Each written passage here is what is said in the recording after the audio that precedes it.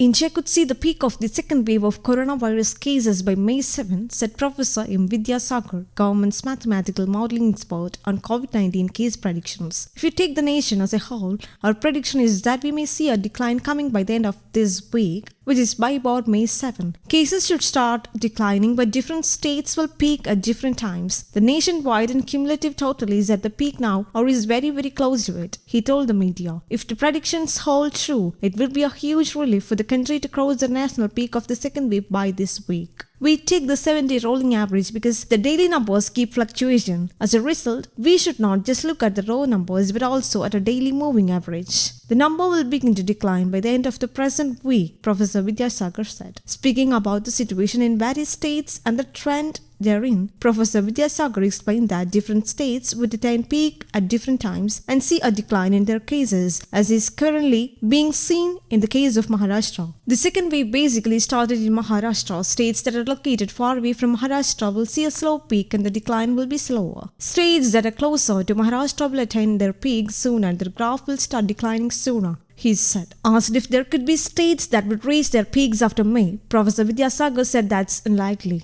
We are expecting the all India total to peak by this week, maximum by another 10 to 15 days. We expect every Indian state to peak and begin a downturn. There could be outliers as well, but by and large, that's what we expect, he said. Professor Vidyasagar said if one compares curves of the first and second wave, one would find that in the first wave, the rise in cases was very gentle. It took about 3.5 months to reach the peak and the drop was equally gentle. In the second wave on April 1st, we had 75,000 cases and exactly a month later, we breached the 4 lakh mark. We expect that the decline will be more or less as rapid as the rise was. The nationwide case load by the end of May should be something around 1.2 lakh per day. He, however, clarified that we are not going to see zero cases. That's something that's not going to happen.